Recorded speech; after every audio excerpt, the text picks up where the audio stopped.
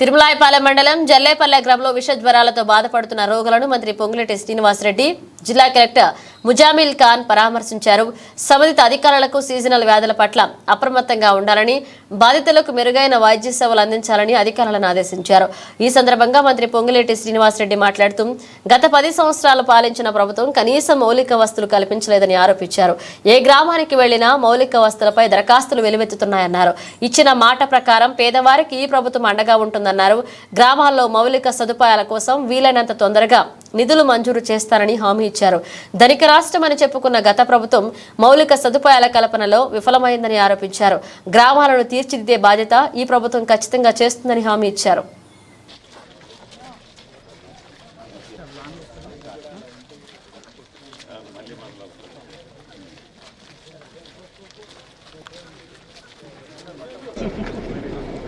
Season start అయిన తర్వాత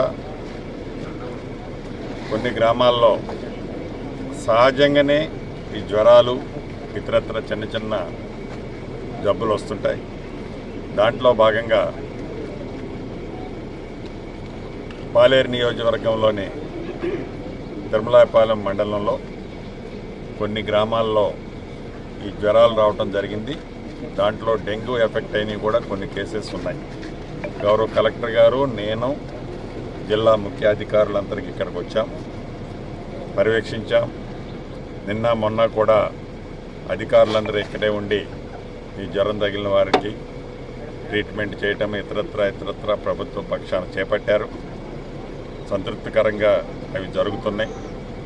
కానీ ఒకటైతే నిజం, ఏదైతే గడిచిన 10 సంవత్సరాల్లో గ్రామీణ ప్రాంతంలో మౌలిక వసతులు మేము అద్భుతంగా చేశామని చెప్పిన ఆనాటి ప్రభుత్వం మౌలిక వసతులు సరిగా లేని మాట నిజం.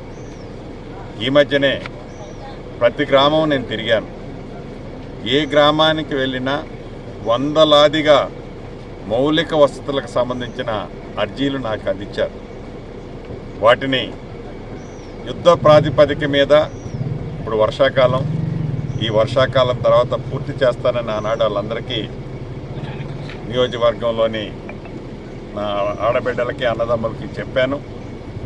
ఆ దిశలోనే ప్రభుత్వ పక్షాన ఏ రకమైన సహాయ సహకారాలు, ఆర్థిక శాంక్షన్స్ చేపించుకుంటూ వస్తున్నాం. తప్పకుండా ఇచ్చిన మాట ప్రకారం పేదోడికి ఏదైతే ఈ ప్రభుత్వం అండగా ఉంటుందని చెప్పామో ఆ దిశలోనే ఈ ప్రభుత్వం ఒక్క పాలేరు నియోజకవర్గంలోనే కాదు, రాష్ట్ర వ్యాప్తంగా ఉన్న పేదవాళ్ళకి ఈ ఇందిరమ్మ ప్రభుత్వం అండగా ఉంటుంది. ప్రధానంగా గ్రామ పంచాయతీల్లోని ఈ మౌలిక వసతులకు సంబంధించిన దాంట్లో నిధుల ఇబ్బంది ఉన్నమాట వాస్తవం. గౌరవ ముఖ్యమంత్రి గారితో నేను ఈరోజు